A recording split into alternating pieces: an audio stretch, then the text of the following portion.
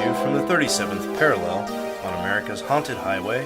It's Pixelated Paranormal, your guide to the unusual and the strange.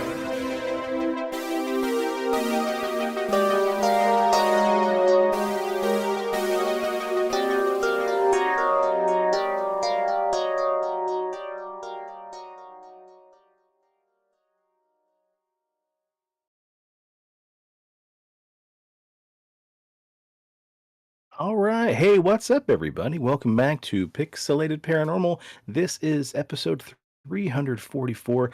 My name is Shawn, and I just accidentally rewatched Royal Rumble from 2024, thinking it was 2025.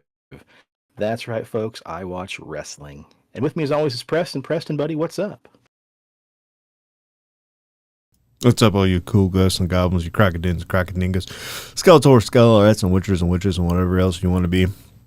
I just got done watching Chiefaholics, a fan in wolf's clothing about the guy that fucking robbed banks and was also like going to like Chiefs games front row. Had a really dumb fucking Twitter account, and like people are like, he's a real number one fan. No, he's a piece of shit. But it was a pretty cool documentary. It was like a bank robbery, heist.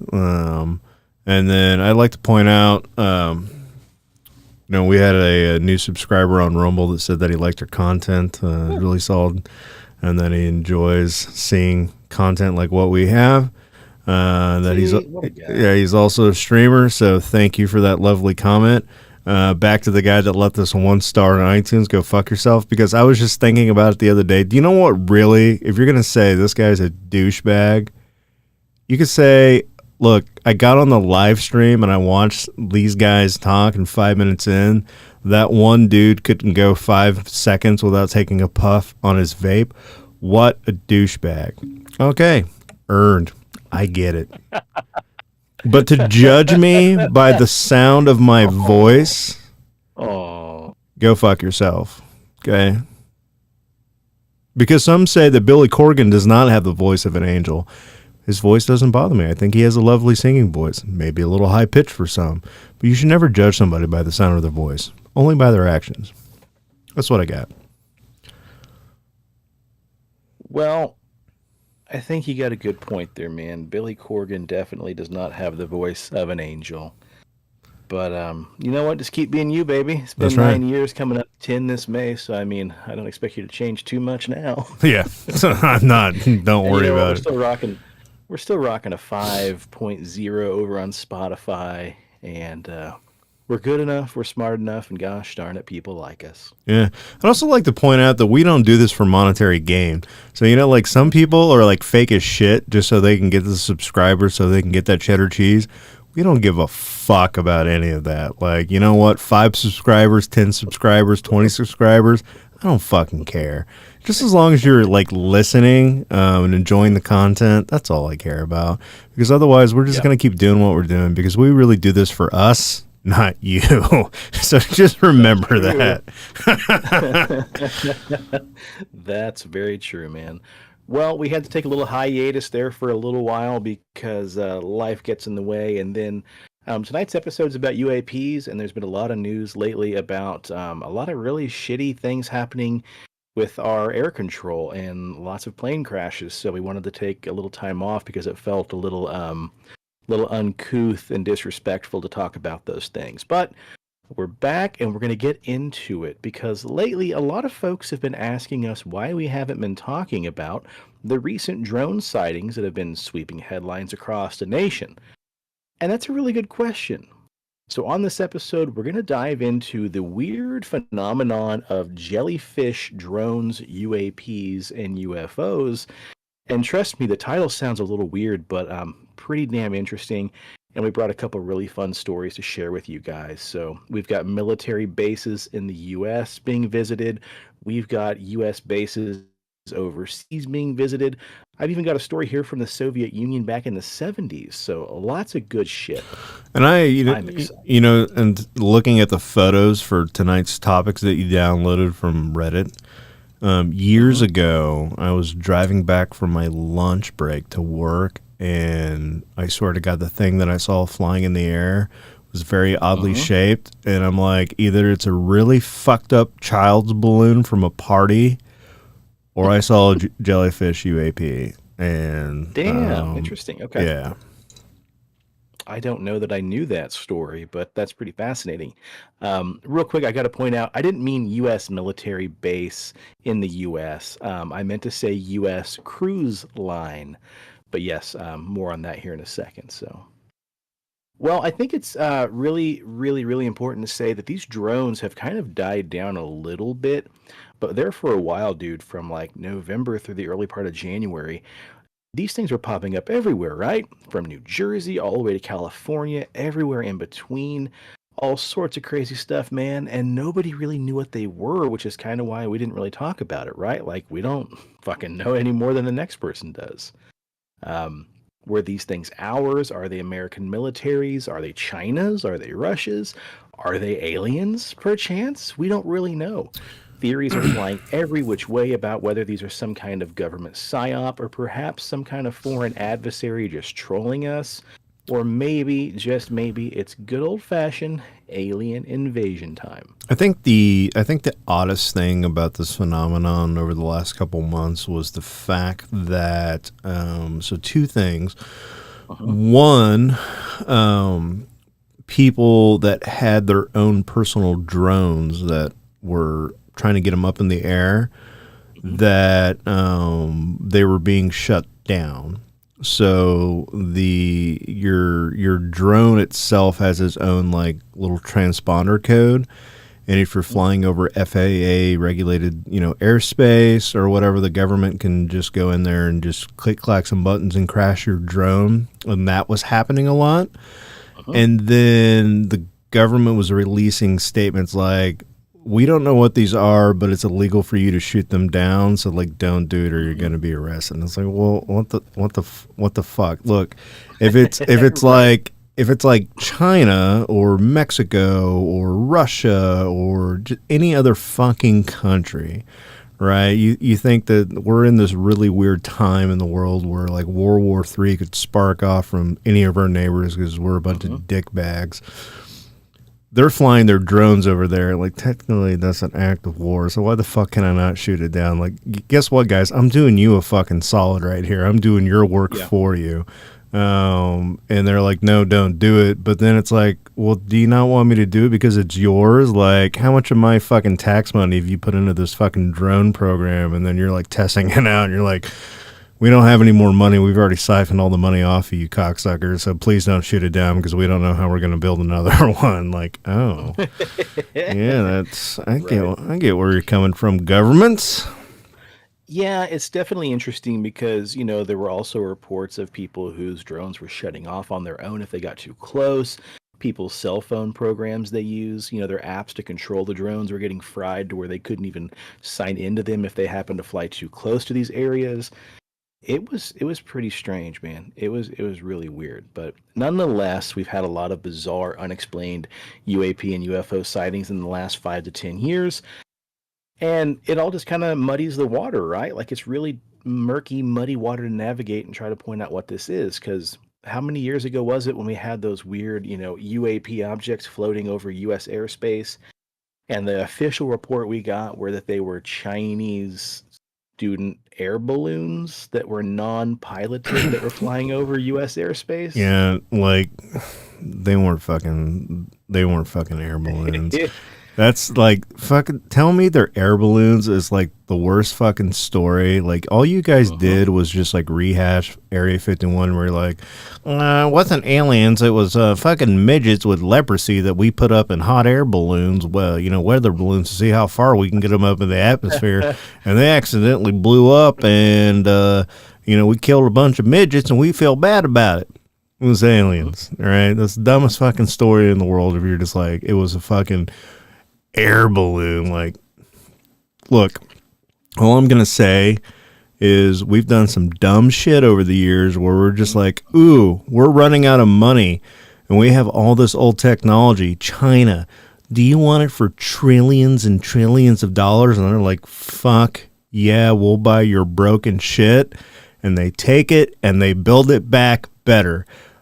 What do you think they did with our fucking ancient Land Rover from the moon from the 60s that we had? They fucking retrofitted that shit. They fucking made it top notch. They flew it to the moon. They took our battle cruisers. They fucking upgraded the shit out of those. Do you honestly think that they are just going to put some dollar store fucking silver balloon, float it across the ocean so they can take pictures and disrupt Instagram? You fucking wankers. And then also, Hey says, yo, hi. What's up, Hey? Thanks for tuning in on YouTube with us. Up?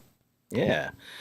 Back off your mic just a skosh for me, pal. Yeah, I think that's interesting, dude. If they cross and backwards engineered all of our tech to make rockets and everything else, like why are they flying over those cheap ass little balloons? It's very strange. Yeah. Anyway, speaking of balloons, there's all sorts of reports of really bizarre shaped drones, right? We've got flying saucers, we've got Tic Tacs, we got the gimbal video, we have orbs, but there's one explained phenomenon that we wanted to chat about, and that is the super weird jellyfish drone. Preston, I was going to ask you, have you seen these things? You just told me you did, so we'll skip past that. But what kicks off this anomaly in recent time is Hey's our little tractor buddy or country bumpkin over Fallout. What's up? What's up, buddy? What's up, bud? Thanks for tuning in live. What's up, tractor? Well, what kicks off this whole series of events in modern times is a story that comes from a U.S. Marine named Michael Sinkowski. Sinkowski was an intelligence, surveillance, reconnaissance tactical controller back in 2018 at the U.S. Joint Operations Base in Lake Hibernia, located in Iraq's Anbar province.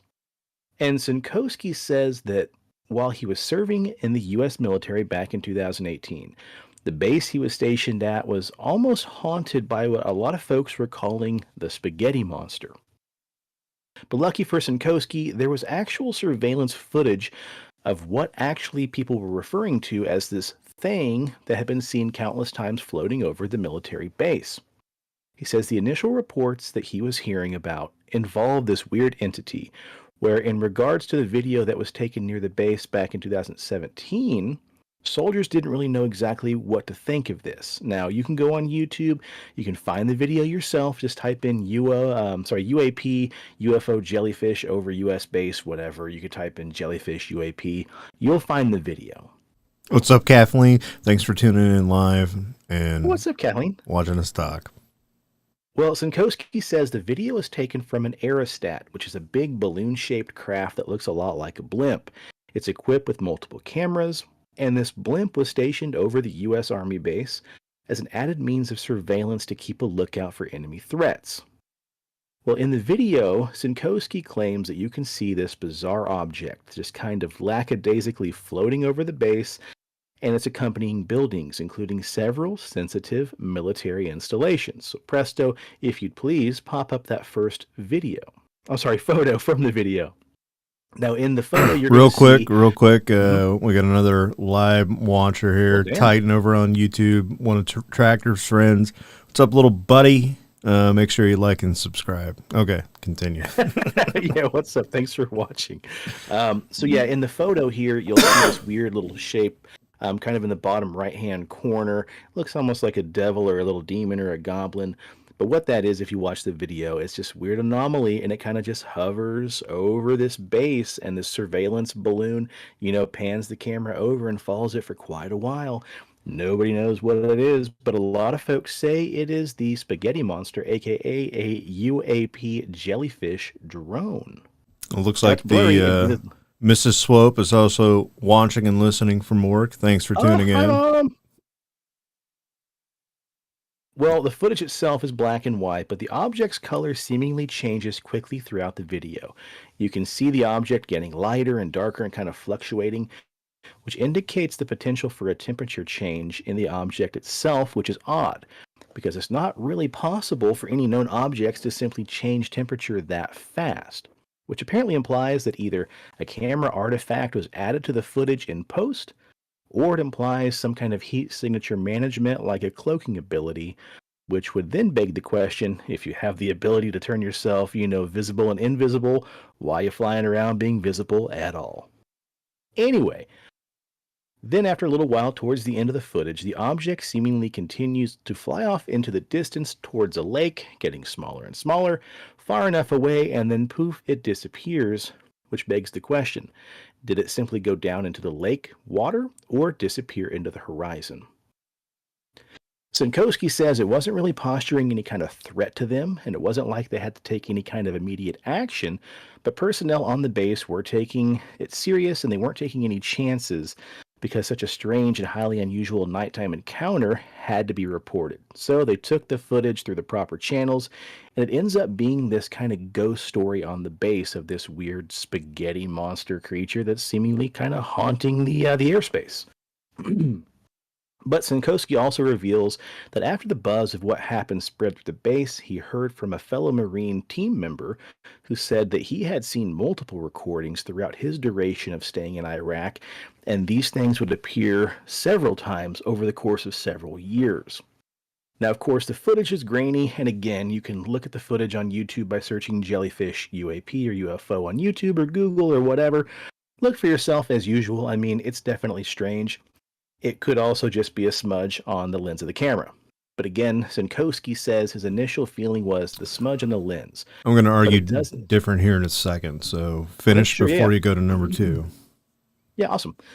He says, it could be a smudge on the lens, but it doesn't seem to be borne out when looking at the entire video. But nonetheless, they don't have enough context like most videos to make a conclusion. So in the end, they leave it up to quote unquote a UAP because it's just simply unexplainable. It doesn't mean it's anything unnatural or remarkable. It just means there's not enough data to really say any backstory of what the context of this thing could be. But this story is far from the only reported case of jellyfish UFOs or even jellyfish alien entities that we've heard of.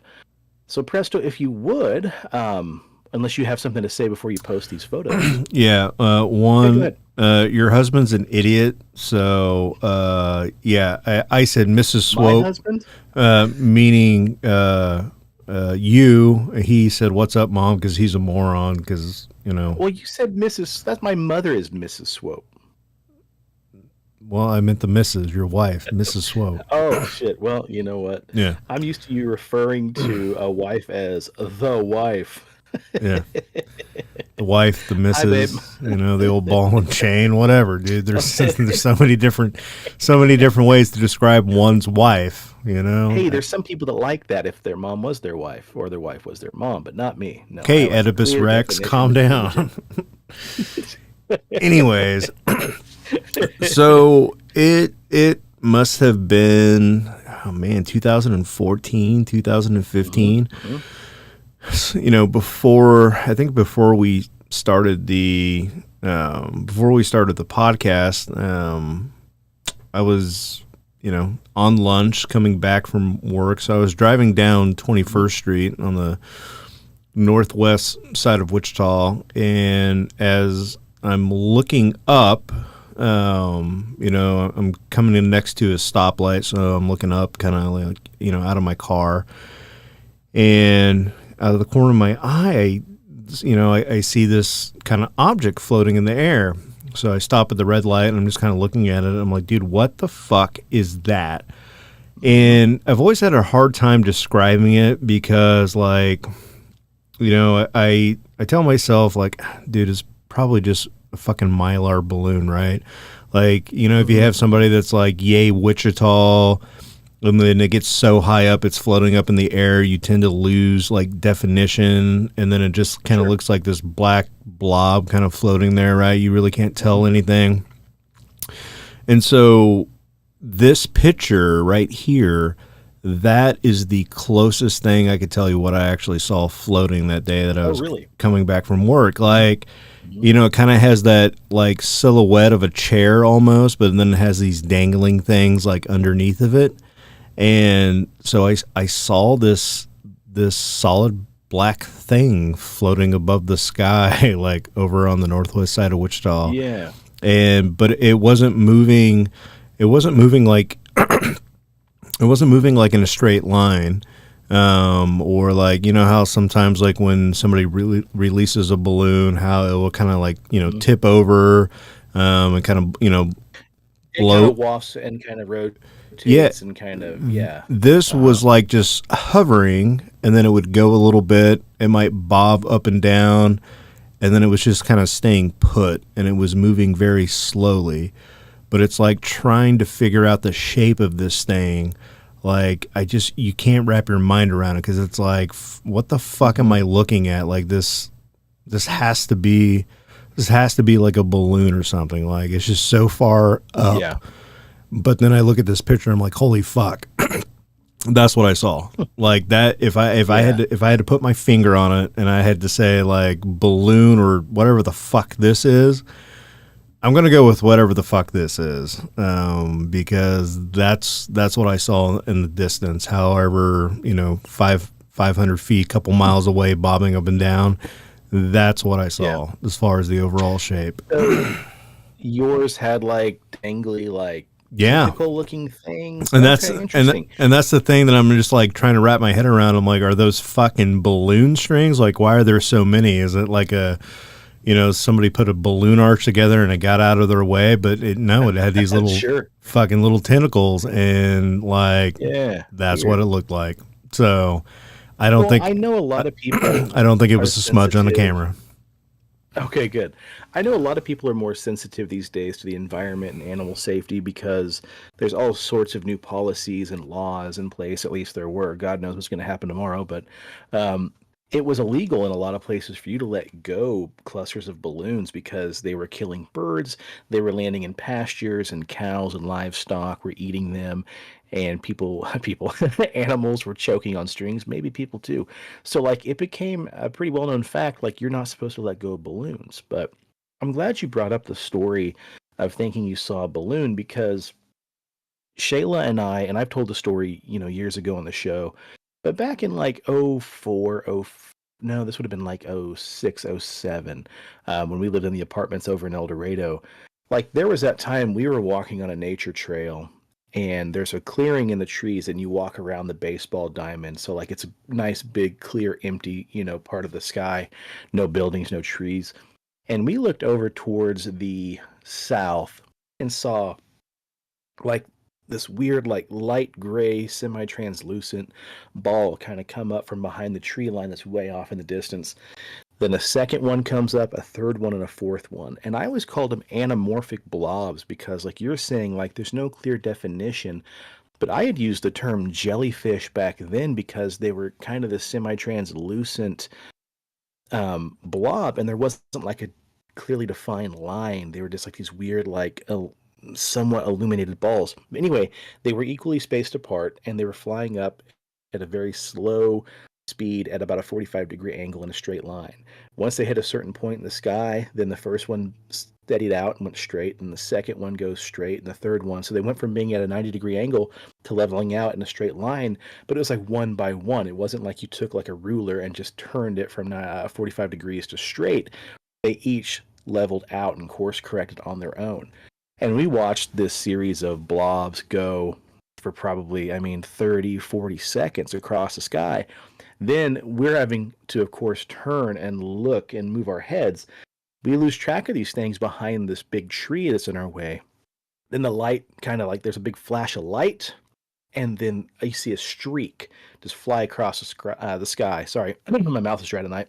The streak of light just goes flying off in the same trajectory these things were traveling before we lost them behind the tree. So it's super weird, very, very bizarre.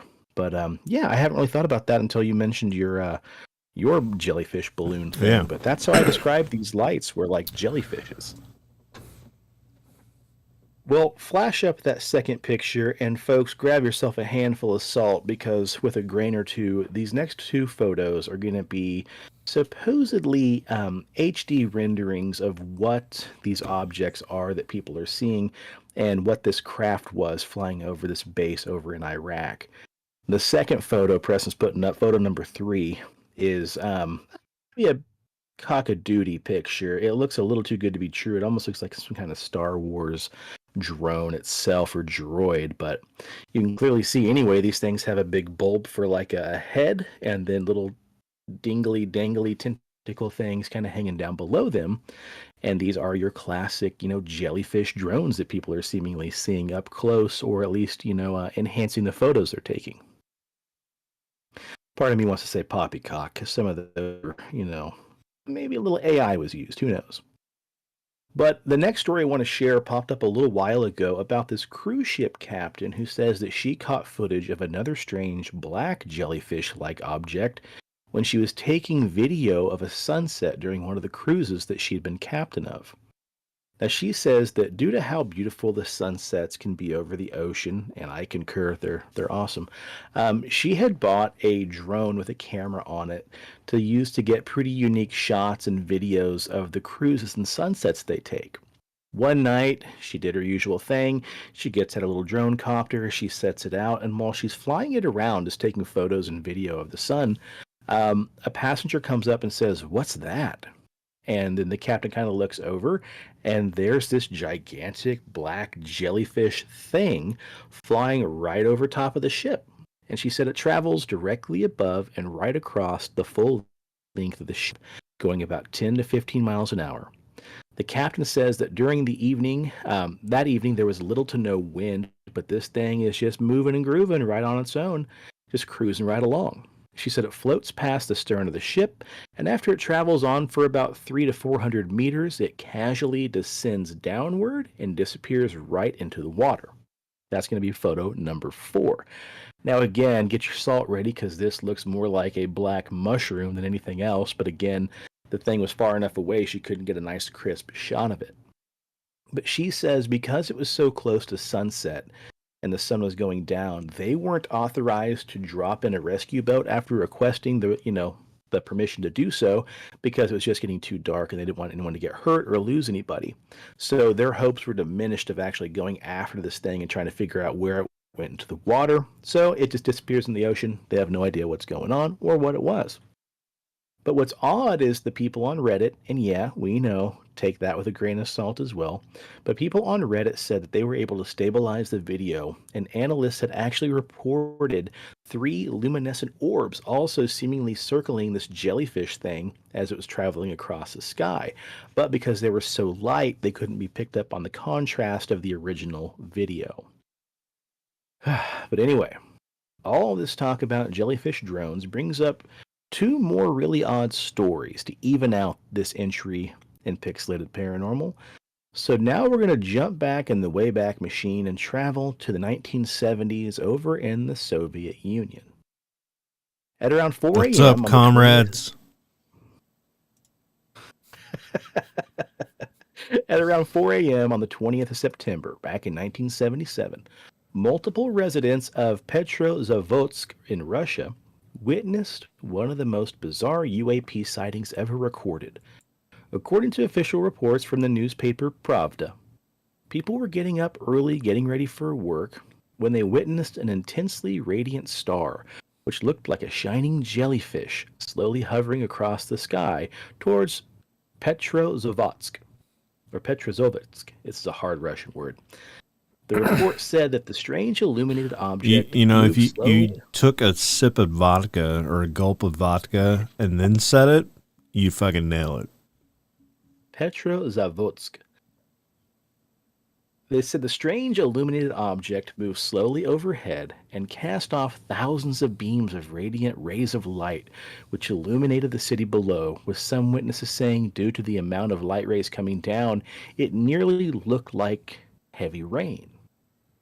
But eventually the object changed its brightness, seemed to dim itself, before suddenly heading off in the direction of Onsko Lake. Onesko Lake, sorry. Some folks thought that they had witnessed a meteor that was crashing down on the Earth, but others remained certain that what they had saw was them being visited by enemy technology that they'd never seen before, while others thought this could be an alien craft from another world. Because we're talking about back in the Soviet Union during the late, well, probably the entirety of the 1970s. Preston, what's going on in the 70s back in the Soviet Union? Fucking Cold War. Yeah. Fucking Cold War, man. We're talking about the Cold War. We got the space race. We're quickly trying to rush to get to outer space before Russia can. So, yeah, people clearly thought that maybe the U.S. just sent over some kind of, war machine. Like real quick, what's really crazy when we talk about conspiracies and like people are like saying like we never went to the moon and stuff, and we were just propaganda to say that we can beat Russia. And I always go back and like think about that because they're like, dude, it is almost impossible for us to get past the Van Allen radiation belt. And they're like, there was never a lot of studies on like what happens like when you get, that far up. That's untrue. The fucking Russians, they're like, we're not going to send people up first. We're going to send dogs. We're going to send cats. We're going to send monkeys. They fucking knew the dangers of going up past the radiation belt and what it fucking caused, because those capsules would land back down and it'd be like this fucking, monkey soup or dog soup inside the capsule because they got so fucking hot, and they're just like, Jesus. Yeah, we're going to have to figure this out before, we put a fucking Russian in there. And so the fact that both America and Russia, despite knowing that like it's that fucking dangerous, they're like, I mean, look, if it happens, it happens. Just fucking shoot them up there and let's go for it. Like, come on, dude, that monkey, like Inside Out, like it was just like, have you ever seen the movie, what was it, Event Horizon, when they get back on that ship after it's like been through like a time warp, and you see all like the blood and guts and the crusties on the inside of the windows, and it looks like a massacre in there. It's not the fucking Russians, like when they opened up that space capsule. That's what that dog and that monkey looked like. It was like a fucking horror scene. They're like, yeah, it's fine. Just make it like a centimeter thicker and just put a human in there. It's good. It's all for the human race. Horizon surprise. Do yourself a favor and go fucking watch. It's on my Vudu, baby. You got access to my Vudu. Do yourself a favor, go watch that fucking movie. I will one of these days. Also to be mentioned, on January 31st of 1961, the U.S. sent up Ham, who was the first chimpanzee to go to outer space as well. Yeah, so, and what that guy come back looking like? They don't tell you that. I want to say that, hold on a second here, this is not planned, folks, live TV. Ham retired from the National Aeronautics Space Administration back in 1963. So he came back alive. Boom. Suck it, Preston. January 31st. After 2 years, and then he lost all of his hair and died of cancer because of all the radiation. Jesus Christ. Yeah. I mean, maybe. Yeah. They don't tell you those war stories, do they? Nope. But I'll tell you one fun story to follow up your story of heartache and inside out monkeys. Back in 1961, January 31st, we sent a monkey to space. 24 years later, I was born. That's my birthday. Wow. Yeah. Good shit. Lots of good shit happens on January 31st. But anyway, yes, the citizens of Petrozavodsk were curious that maybe this object could have been some kind of American or enemy craft coming to invade them, while others thought, it might just be a space alien ship. So who knew, but the Cold War was a-raging. But other residents of Petrozavodsk, it's one of the most intriguing UFO encounters on record, and despite several explanations put forward, in the minds of many UFO researchers, the incident remains completely a mystery. With the fact that the incident occurred during the Cold War, because it was in full swing still and still about a decade away from coming to its end, the timing of the incident only adds a strange intrigue, muddying the water further. But when residents first noticed the bizarre aerial anomaly, they noted how it looked to descend in a spiraling motion, looking similar to a ball of fire. Strangest of all, however, is that while they were outside watching the anomaly, during its trajectory, it seemingly reduced its own speed and even changed the direction it was traveling in, meaning there was no chance they were simply watching a meteor fly across the sky. Eventually, it came to a complete stop and hovered directly overhead for about 5 minutes or so. But as it hovered there, the witnesses became aware of a terrible noise that came from the craft, a noise that sounded like a howling of a siren.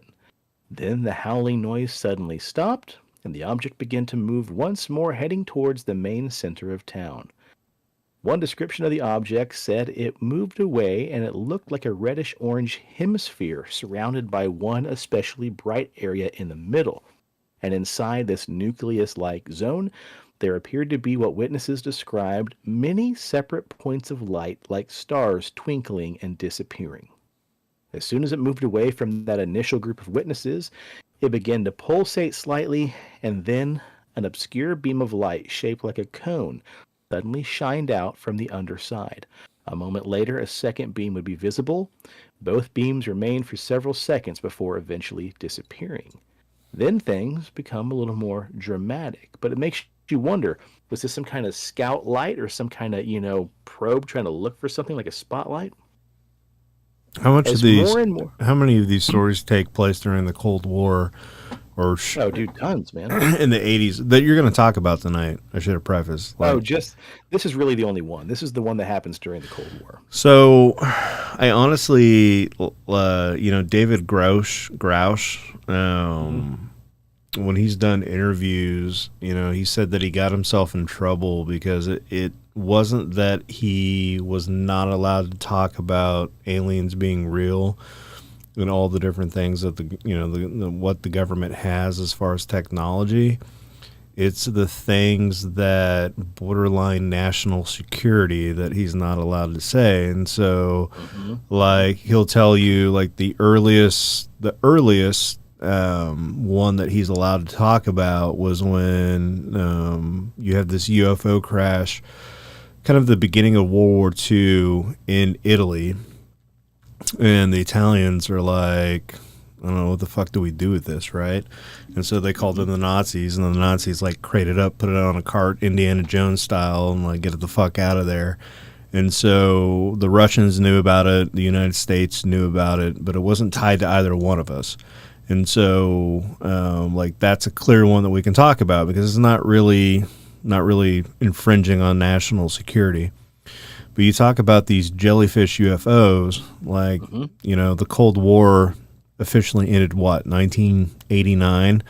Most of the movies that we grew up as when we were children, like, the enemies, the bad guys were always the Russian because the Cold War was, like, still going on. Yeah, the Ruskies, man. Yeah, fucking Ruskies. And so you think about, like, any of these stories that have to do with jellyfish phenomenon around the 70s and the 80s that is tied to Cold War era, that the Russians had did some bad shit, we had did some bad shit. And so is all of it aliens? Probably not. But did it come from alien technologies that both us and the Russians had? And the fact that the Russians, like, if we say, like, yeah, boom, boom, boom, we did this, and this is this jellyfish technology, they're like, wait a goddamn second. Pull up that file from 1971. Those motherfuckers. Yeah. Those goddamn I know what those fucking Americans did. And so it's like this topic is probably one of those ones where, like, it's always going to technically be off limits because of this. It's tied to national security. And the Russians, I bet, are going to be tight-lipped too because they're like, wait a minute, we're, like, technically not enemies of the state anymore because the Cold War is over with, but, like, that might air some grievances. They're like, wait a minute, those fucking Ruskies, what did they do? Oh, hold on, look up at what year was that? God damn it, we knew it. It was them all along. And then all of a sudden it's like, how do we get ourselves out of this situation? So it's interesting that you're bringing up, this phenomenon in, modern times. Like, the government's very tight-lipped about it. Like, hey, just don't shoot these things down. We don't no, you fucking know. You fucking know what it is. It's just that you don't want to, like, fucking stir up the dirt from the Cold War that you fuckers did. Like, maybe you got a hold of one of these little bastards, you backwards engineered it, and you're like, oh, let's go fuck up some Russians. And guess what? Fucking Russia probably did the same thing, too. They fucking got one of these little bastards, and they're like, whoop, press a button, let's see what happens. And they're like, ugh, we probably shouldn't talk about this because we don't want to make America mad now.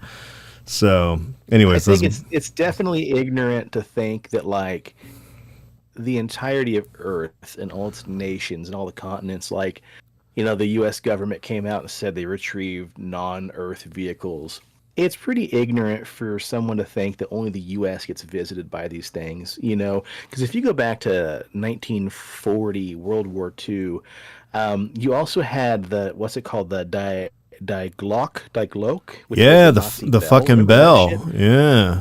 Yeah, the bell was this 9 foot wide, 12 foot tall, bell shaped craft that was said to be flying around Nazi Germany.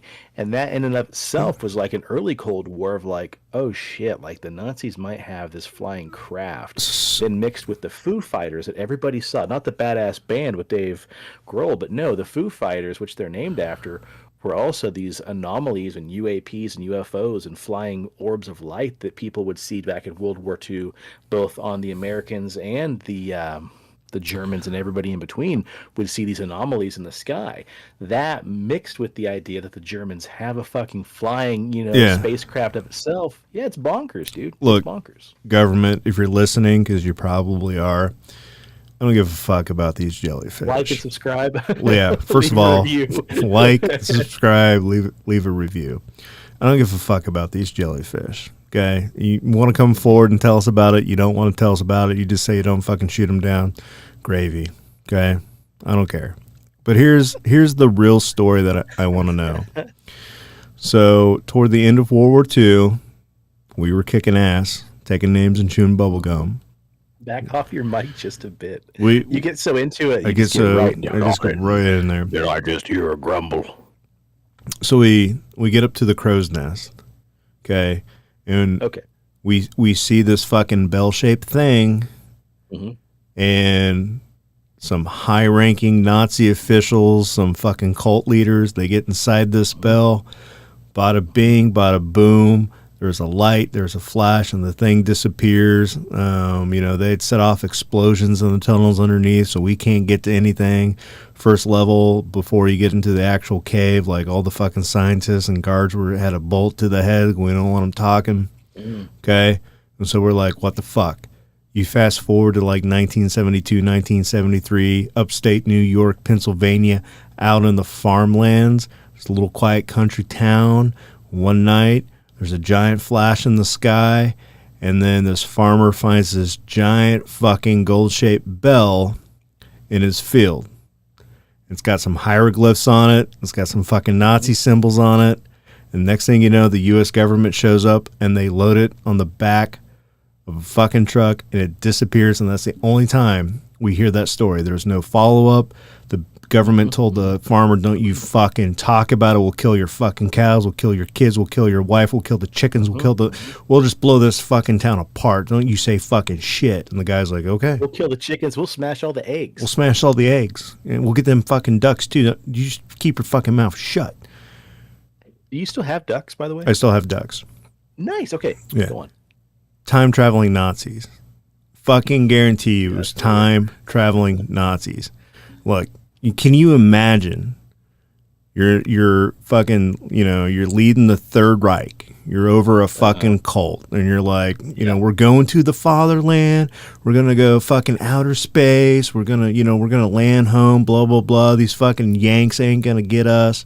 You press the button, you go through a wormhole, and you're like, I'm fucking escaping. We're getting out of here. And then all of a sudden, you fucking open the door, and there's a fucking American with this, like a hick accent, and they're like, what the fuck happened? All I want you to do is just tell me what you did with the time-traveling Nazis. Just admit that the fucking thing was a time machine. They went forward. They fucked up.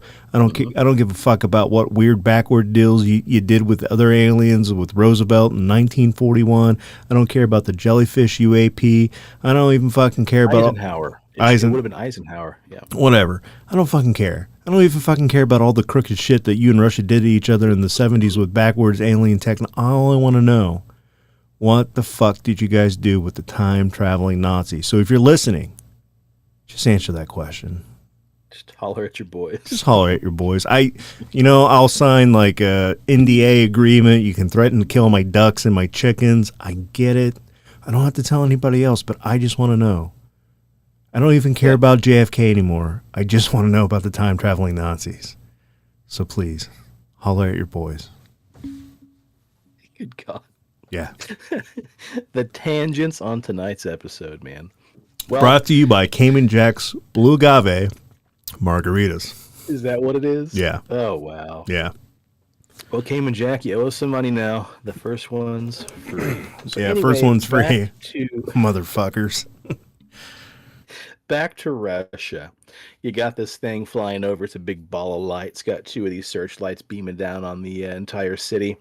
Then next thing you know, more and more people notice the anomaly in the sky, and people start looking out their windows and walking out of their houses. Now, multiple rays of light, described like thin arrows, come showering down from the sky to the ground. And seconds after this happens, a surge of panic then spreads through the onlookers, who until that point watched with more fascination than fear. But now, the onlookers had ran back inside, looking to take cover from what they believed to be an imminent attack.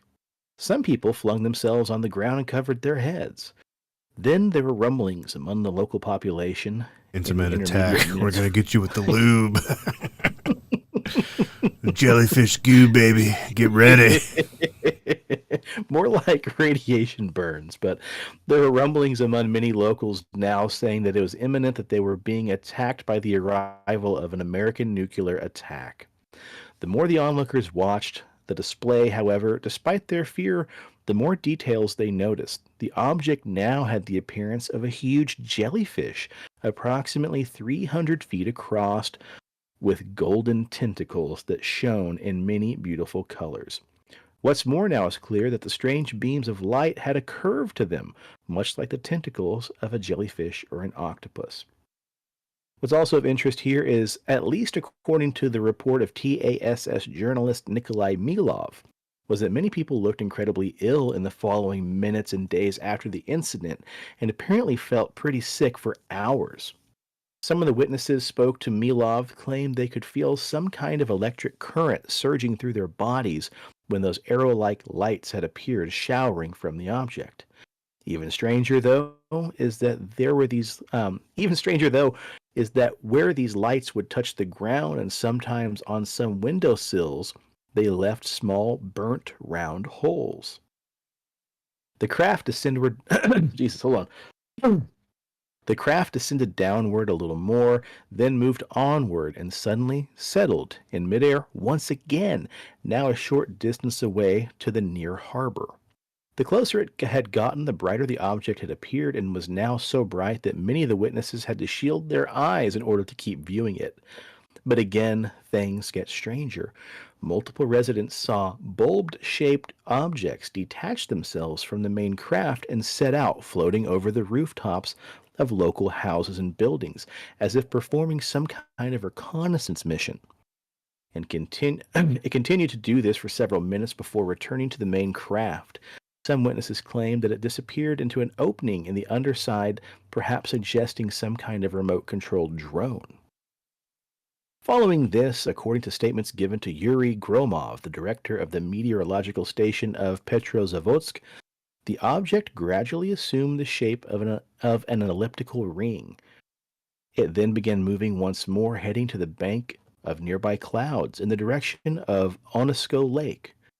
But where it went into the clouds, viewers said it left behind a red hole, as if the clouds themselves had been burned. Later investigations would show that there were no records of any aircraft in the sky of the town on the night in question, and Gromov dismissed that it could have been simply an atmospheric anomaly known as ball lightning. In the weeks that followed the event, real quick, Tractor says y'all should stream games.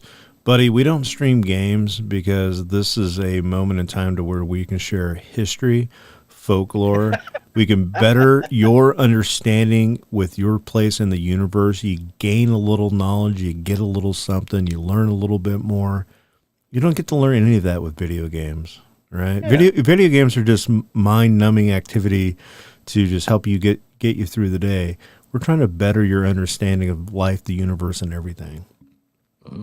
Yeah. Interestingly, though, enough, playing Fallout 76, which is where we met Tractor and some of the guys, that game is chock full of paranormal history. Cryptids. Yeah. Mhm. You can go ahead and Well, in send the your week- tuition bill to pixelatedparanormal@gmail.com. Right. We'll get you. Right. We'll get your certificate and everything. We should do that. That'd be fun. In the weeks that followed the events over Petrozavodsk, the TASS news agency would receive an excess of over 1,500 letters written from concerned citizens, most of them expressing deep worry about the incident and wondering if it could happen again, with many even questioning how safe the residents actually were. Others contemplated if radiation levels might be higher since the incident. However, behind closed doors, scientists were asked to investigate the incident discreetly and out of the public eye. And this information would eventually be leaked into the public, particularly after the fall of the Soviet Union in the early 1990s, with one report claiming the holes which had been bored into the ground from the lights in the windowsills as well were around the size of a typical coin. But of more interest was the holes in the windowsills had resulted in nearby glass also melting. One such window in a factory had become twisted in such a bizarre way it was removed by authorities and taken for analysis. So that's bonkers, dude. I think we're talking about extreme heat and radiation, right? Then these events that occurred that evening were seemingly swept under the rug, being explained away as a simple misunderstanding of an unannounced experiment rocket that had been said to have been launched by Russian government. That's it. That's all. I don't think Some so. folks, yeah, Because- you and some folks, sorry, go ahead. Sorry. I don't mean to Can I go on another 20-minute tangent?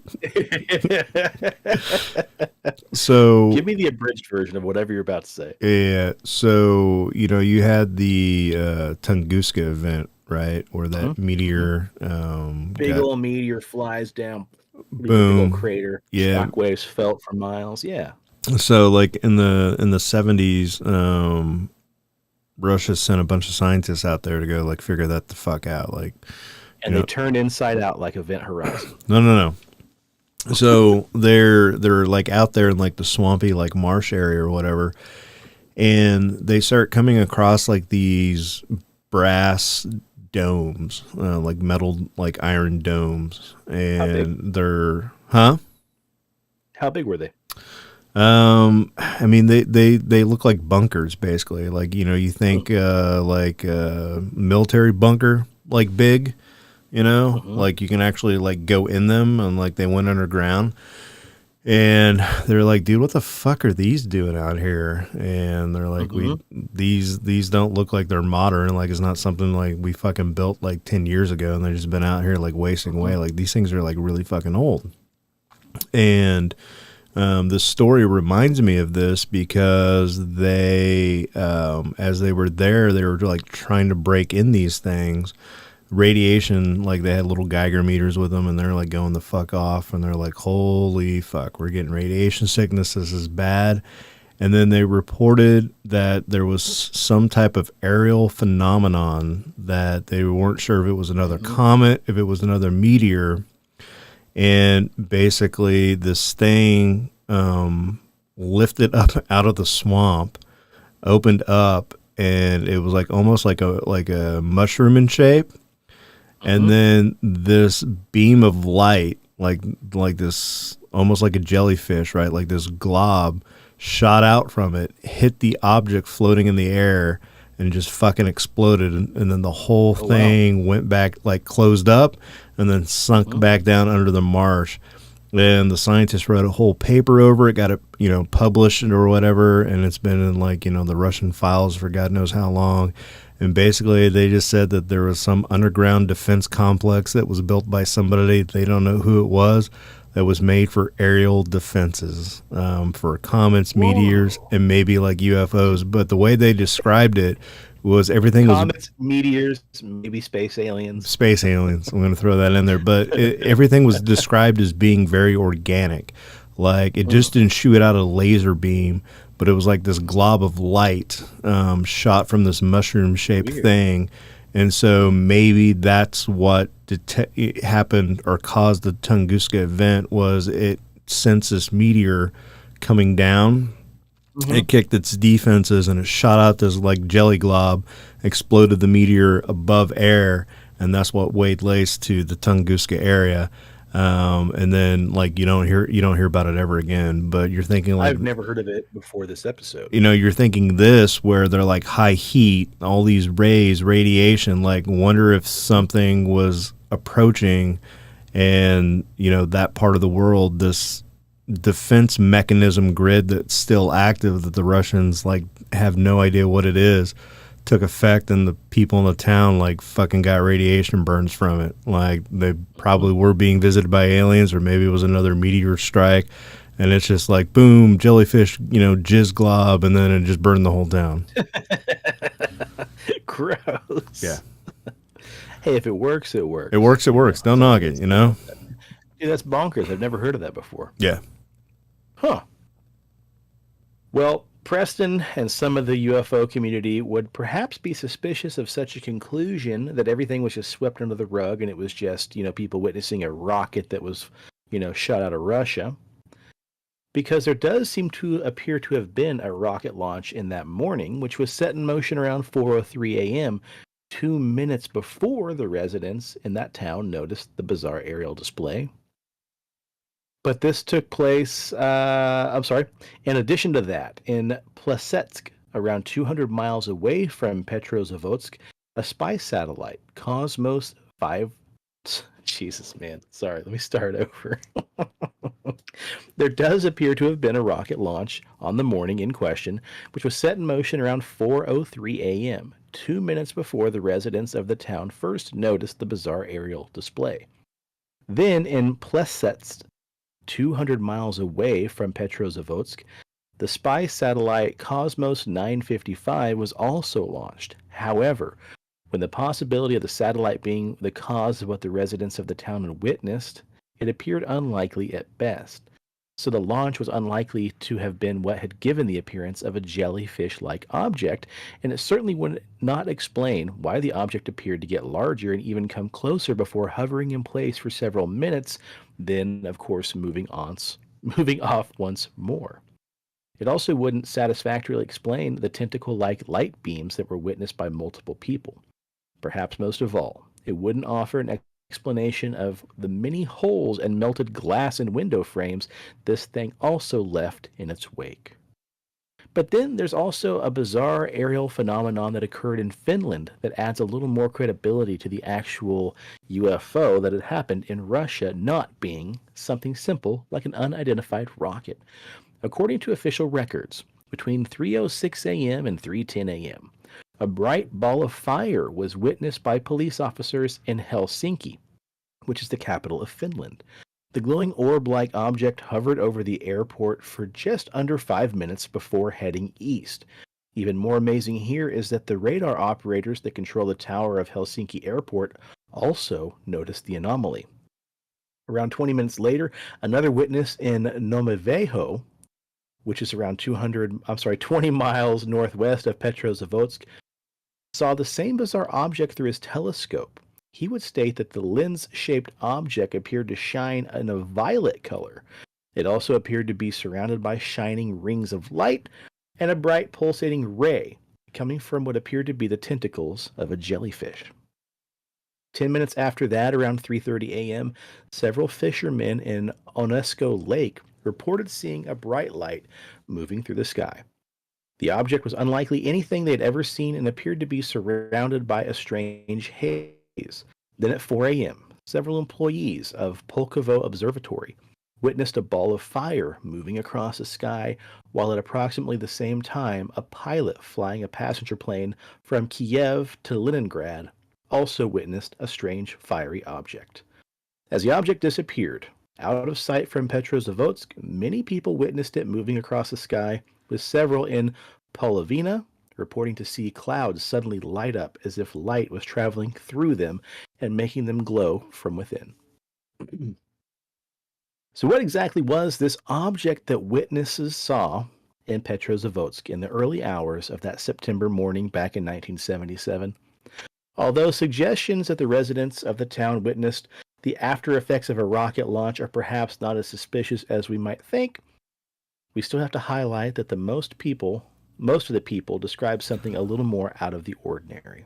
This is what I think it was. I think the Russian government thought that they were far enough away. Like, how close is this to the Tunguskan region? Right. That's somebody get a map. Fact check this real quick. Fact check us.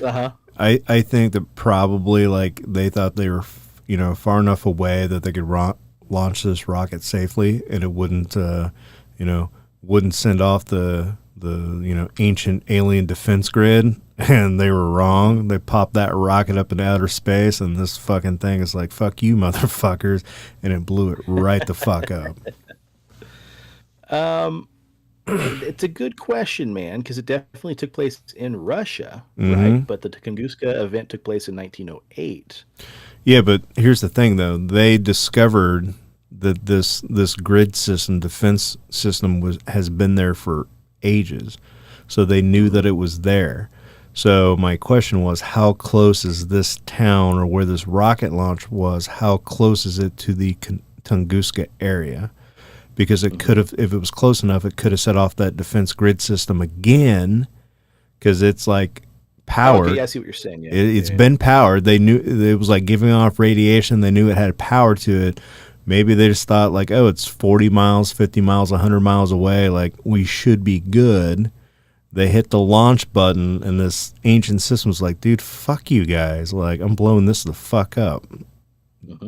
This ain't on my radar to be here. Bam. Well, I mean, I can tell the last story if you want to see if you can Google how close those two areas are to answer that question. You got it. I'll do that for you. Sounds good, Pumpkin. So, some people think that in the end, what they saw over in Petrozavodsk was actually not necessarily a craft, but actually a creature in and of itself. So, this wasn't just a UFO, but this thing itself might have been an extraterrestrial creature.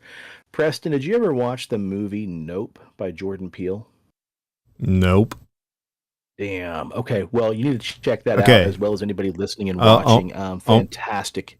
I'll make you a deal. I'll go watch Nope if you go fucking watch Okay. Event Horizon. Sounds good, man. Sounds good. Well, I won't ruin it for anybody. I'll just say it really kind of bridges the story we just told and the last story we're going to finish things up with. Our last story here takes us back to the Pixelated Puddle Jumper, and we're going to go back over to Japan. At around the 3 a.m. Jesus, man. Let me get another drink. This is what's great about watching live versus listening. Okay, for our last story, we're going to jump into the old Pixelated Puddle Jumper and head off to the Saga Prefecture in Japan. At around 3 a.m. on the morning of December 29th, 1990, a farmer is awoken in the middle of the night by the sound of his dog barking furiously out near his cowshed. Now, knowing that he's got an early morning ahead of him, he's got to get up around 6 a.m., the farmer rolls over, covers his ears, and falls back asleep. When he finally gets up and gets ready for work, he goes out to the cowshed, and he's amazed to find the mutilated corpse of a 12-month-old calf lying on the floor. He squats down and realizes as soon as he sees it that it appears to have... Good God. He squats down and realizes as soon... Oh, that's a really bad typo on my part. Okay, he squats down and soon realizes that it appears as though the calf's tongue has been removed, as well as 4 of its nipples, all of which have seemingly been surgically cut off, almost like they were cored out from the udder.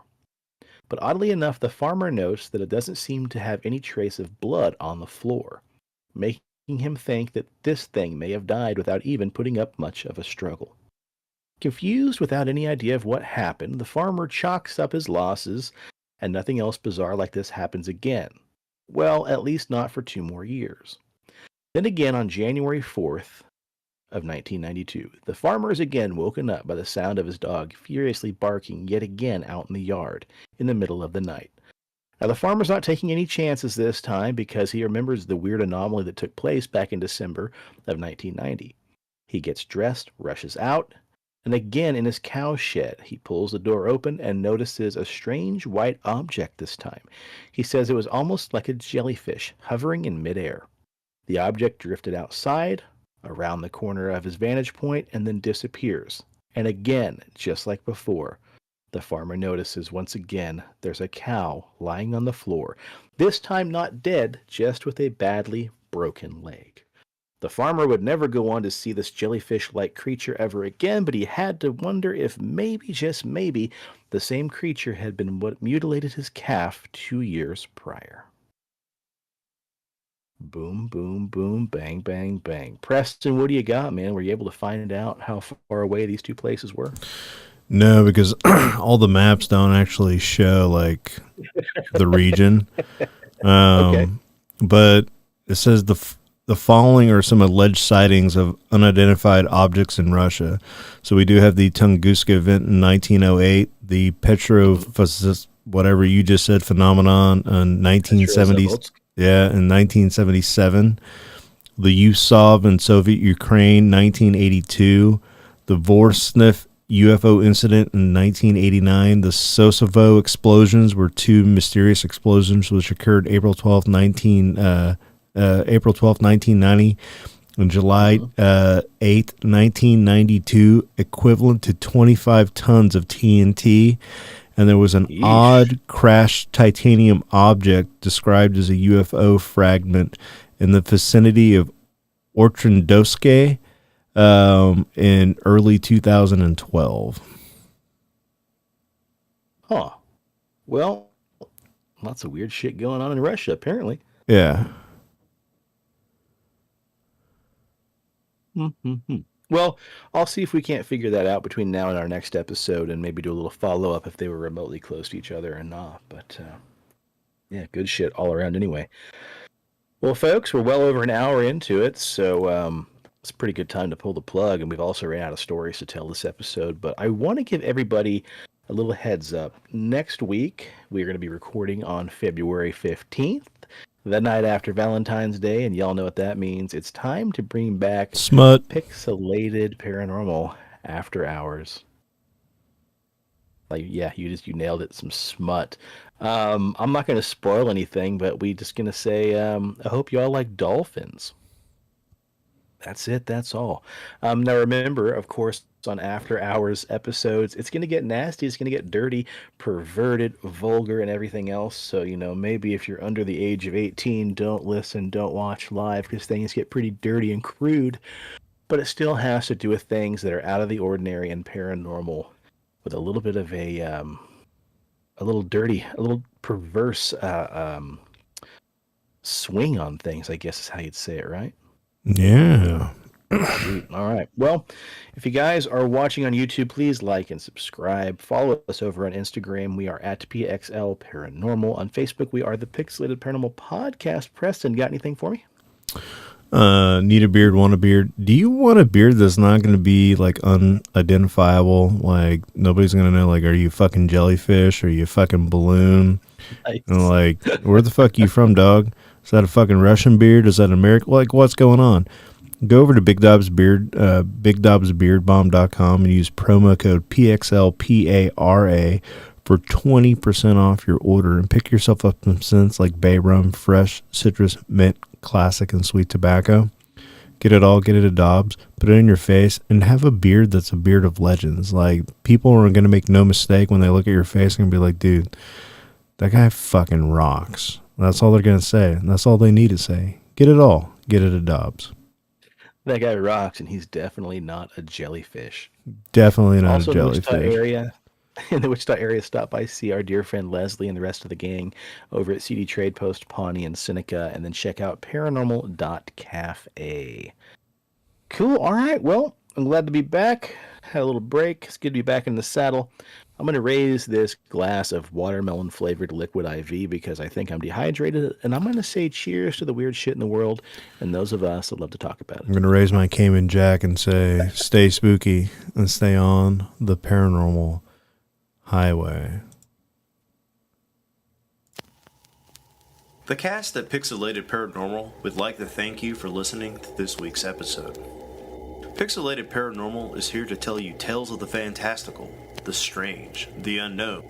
Tales that will move you a little further down the paranormal highway.